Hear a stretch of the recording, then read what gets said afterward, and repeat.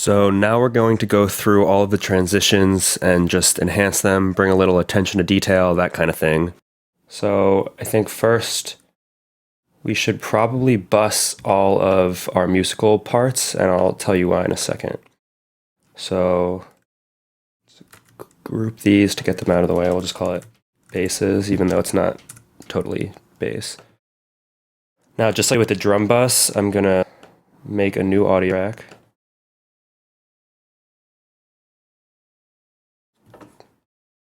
And get that out of the group. Call it music bus. Now we're going to send all of these to that bus.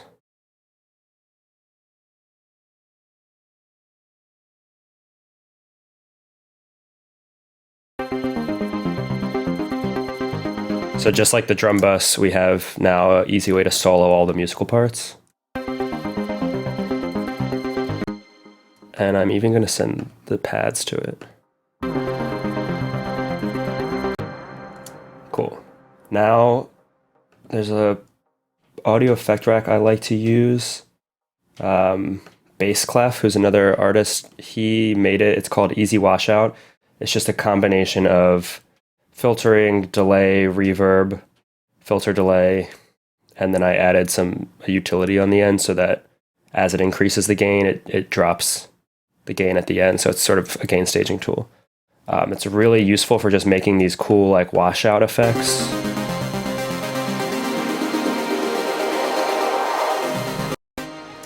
I think Dada Life also came out with a plugin called Endless Smile that does a pretty similar thing with like different presets.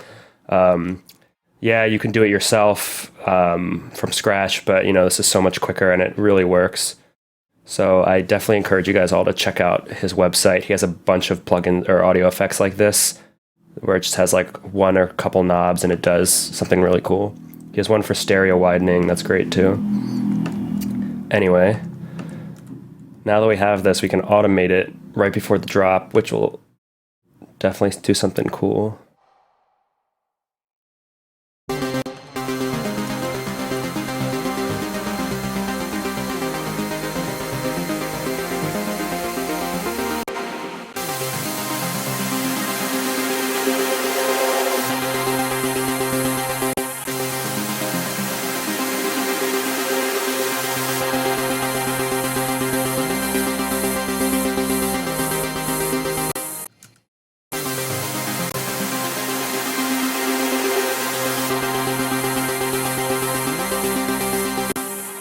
That'll work.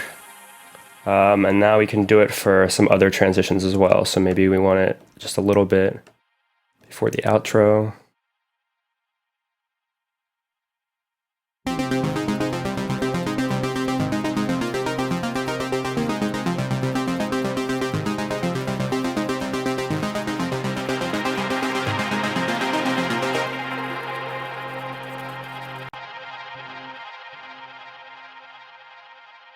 We'll copy that here.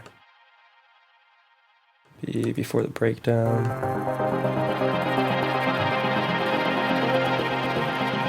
We can actually extend it because that breakdown, there's not going to be much else going on, so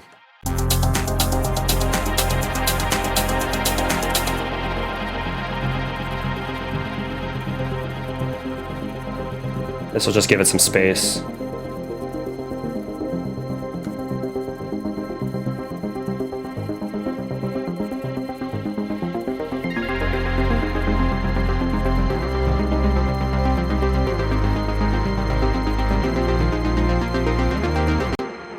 Cool. Maybe we can even bring it back up here too.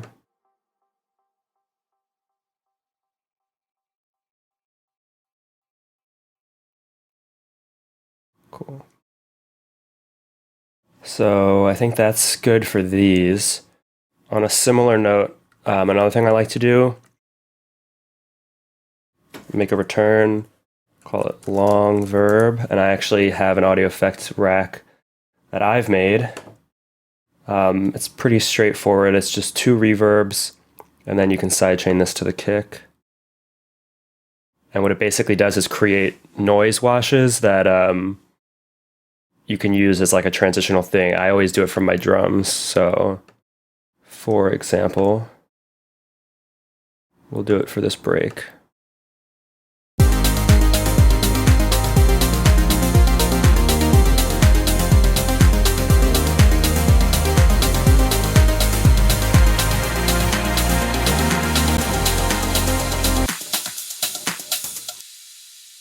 Yeah, so you hear that it sounds like if there's a white noise sweep somewhere, but it's really just the reverb from the drums, and that's really cool because it's a little more natural sounding because it's actually using the elements. It's built from the elements in your drum kit.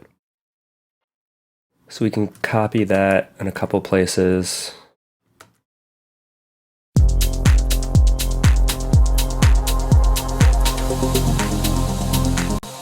So it's probably a little too loud, so we'll bring it down like -5 maybe.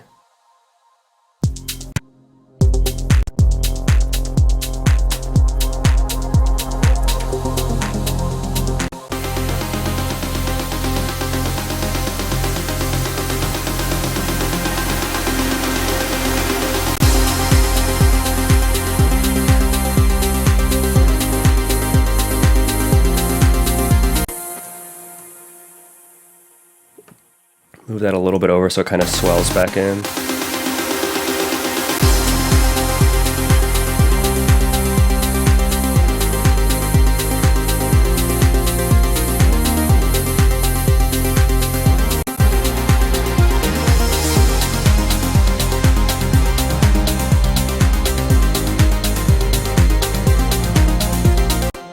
Cool.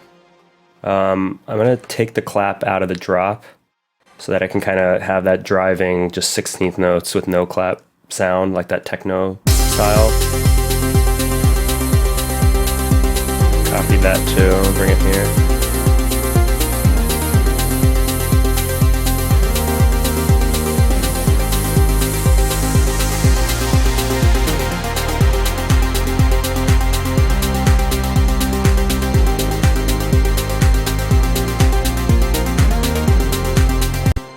Yeah, so I took that kick out, so it's almost like a fill. What I'm gonna do though is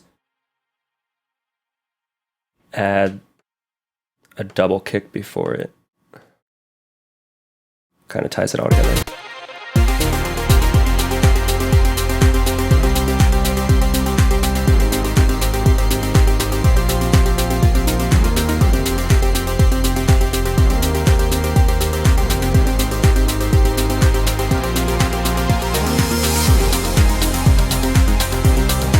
Yeah, so that's pretty good. Let's do that again somewhere else. I think right here. Not only is it like a nice variation and it just kind of gives you, it takes the kick out for a second and brings it back in, which is just more impactful, but it signals to the DJ that either like a break is coming up or something like that.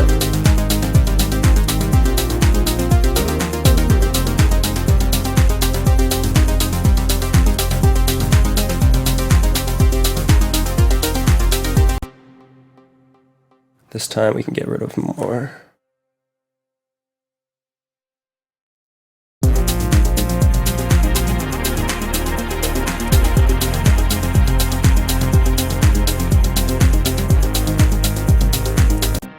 So that's probably good for those.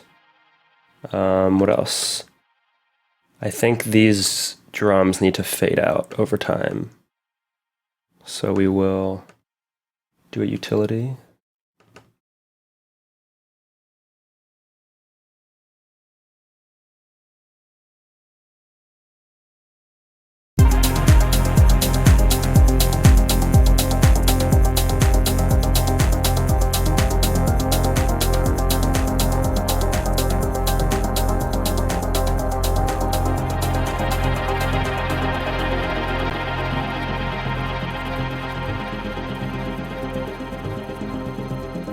Maybe have something slowly rising in the background.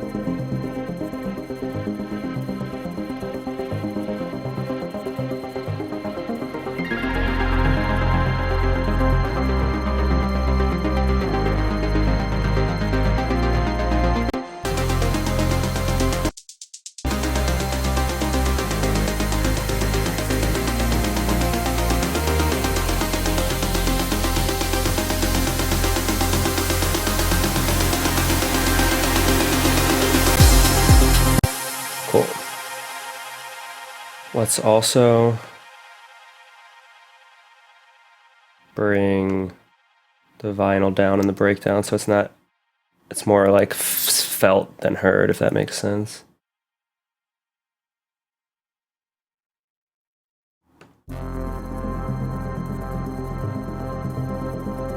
Same with the glitches.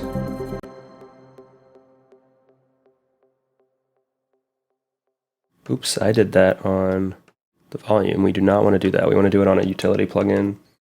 So that way when we're mixing, we have free reign to drag these up and down without screwing up automation. That is a huge habit you need to get into if you're not already doing it. Because you don't want to be stuck not being able to automate something, or the volume of something just because, or sorry, you don't want to get stuck not being able to change it because you've already automated it.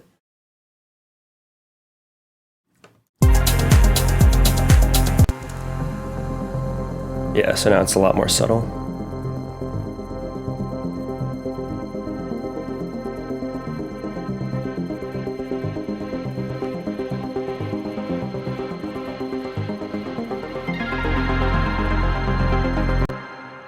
Okay, do a little change in this transition to the outro. And what else should we do? I think we could add the snare rolls to other parts in the song, so maybe both breaks.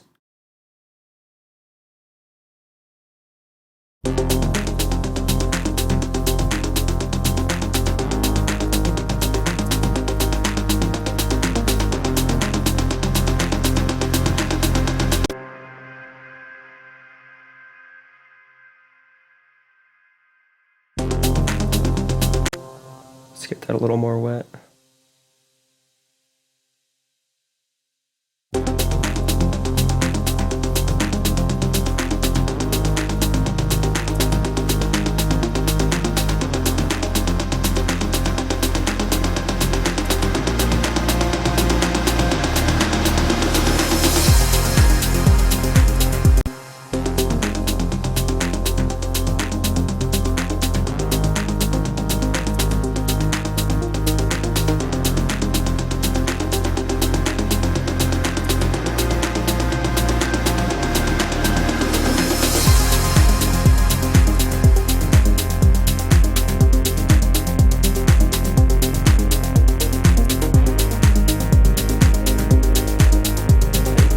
Don't think we want to get those 16th notes in already.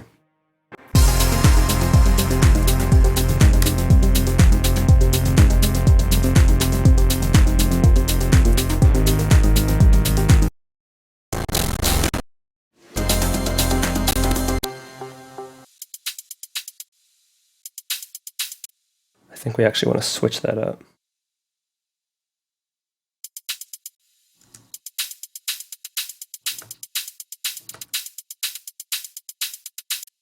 Yep, that sounds right. Okay, other transitional things we can do. Maybe copy these reverse crashes a bit more.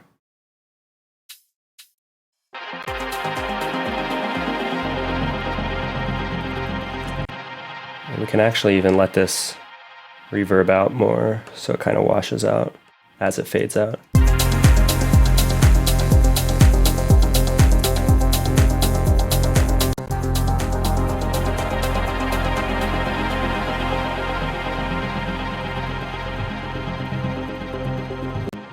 I even like the idea of doing the volume automation on these mini breaks too, just to help with the impact when they drop, because it's not like a big drop for any of these. It's still a pretty smooth arrangement, so we do want to do whatever we can to make that help. And these gated noise loops, I think we can chill out on a little bit.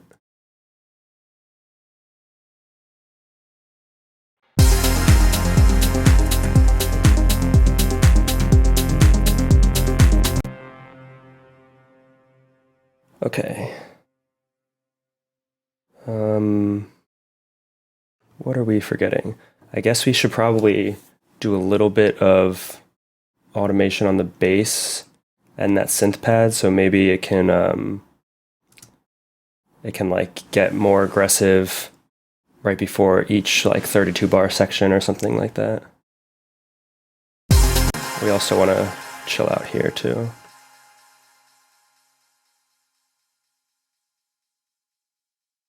And then have it build back up again. Because we don't want all this noise happening when the rides enter, you know. It's a little too extreme, too much going on at once. And then maybe one more time, we'll bring it back down, have it build up again. I think especially with noise, that's key is being able to bring it from nothing to something, because it's really the buildup of the noise that makes the transition. If it's there the whole time, you don't really notice that anything's happening. Okay, that looks good. Now if we go to the bass, let's work with this cutoff.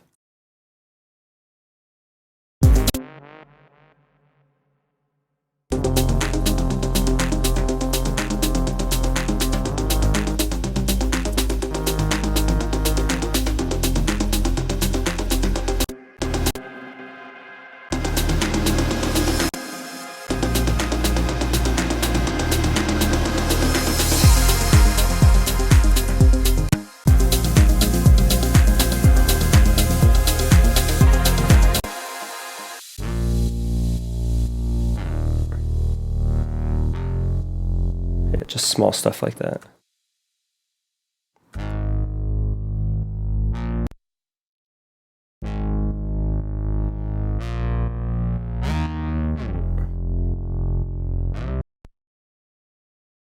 And then maybe one more time, two more times.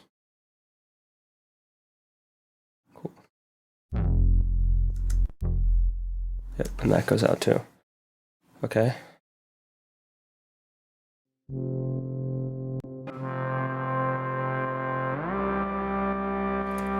I think we can save the automation there for the next video. I think this is pretty good. We've done a lot. Pretty much every section has either something introducing it or something before it sweeping into it. Overall, I think it's pretty clear to the DJ what's going on. I think really, if we were to add one more thing, it would probably just be noise sweeps to the other breaks, just to be consistent with those drum rolls and stuff. So let's bring that down like a lot less. And what we can do is copy same automation.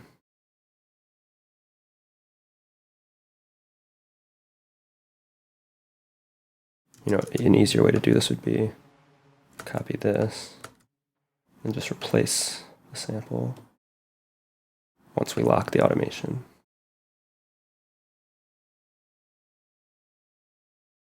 And then bring it down. See how that sounds.